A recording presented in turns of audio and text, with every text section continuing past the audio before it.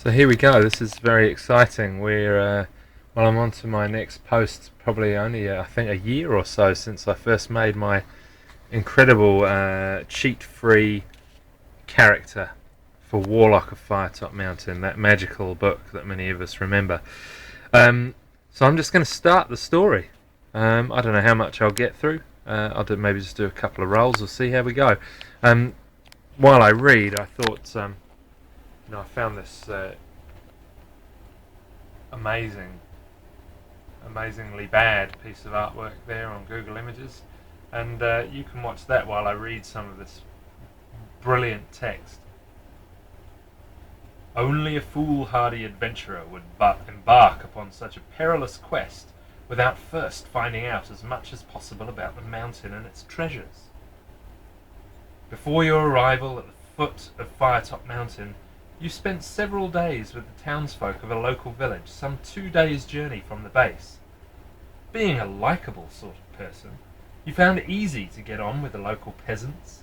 Although they told you many stories about the mysterious Warlock Sanctuary, you could not feel sure that all, or indeed any, of these were based on fact.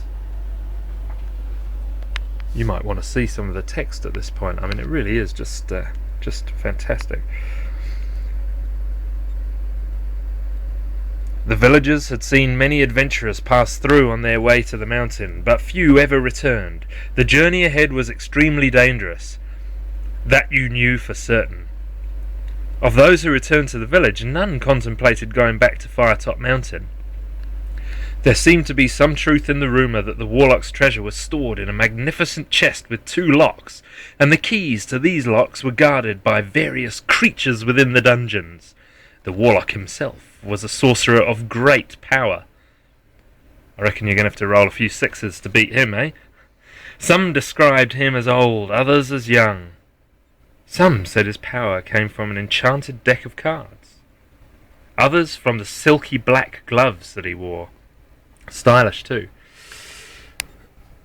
The entrance to the mountain was guarded by a pack of warty-faced goblins, stupid creatures fond of their food and drink. Towards the inner chambers, the creatures became more fearsome. To reach the inner chambers, you'd have to cross a river. The ferry service was regular, but the ferryman enjoyed a good barter, so you should save a gold piece for the trip. Note to self, save a gold piece. The locals also encouraged you to keep a good map of your wanderings, for without a map you would end up hopelessly lost within the mountain. Didn't think of that, did I? Better get another piece of paper. When it finally came to your day of leaving, the whole village turned out to wish you a safe journey. Well, it's because I'm a likeable sort of chap, I guess. Tears came to the eyes of many of the women, young and old alike. Ladies' man as well. You couldn't help wondering whether they were tears of sorrow shed by eyes that you would never see alive again. Notice the ... That is leading neatly on. Now turn over. And you know what we get on the next page, which is incredibly exciting. Whoa! Look at that, beautifully rendered picture of a cave and a stumpy tree. Notice there are some skulls outside the cave. And apologies for the marks on the book. This is a pre-loved book, so those stains are not courtesy of me, whatever they might be. At least the pages aren't stuck together. The steep face in front of you looks to have been savaged by the claws of some gargantuan beast. That's the caption for the picture. I don't know, I don't really get that sense from the drawing, but maybe that's just me. Anyway, so here we are. At last, your 2-day hike is over. You unsheath your sword, lay it on the ground, and sigh with relief as you lower yourself down on the mossy rocks to sit for a moment's rest. You stretch, rub your eyes, and look up at Firetop Mountain. At this point, I really should have had a picture here, but I'm still stuck on this guy. He's pretty good, isn't he? The very mountain itself looks menacing. The steep face in front of you looks to have been savaged by the claws of some gargantuan beast. I've heard that somewhere before. There it is. Wow. They could have written a different caption, couldn't they? It's just lazy.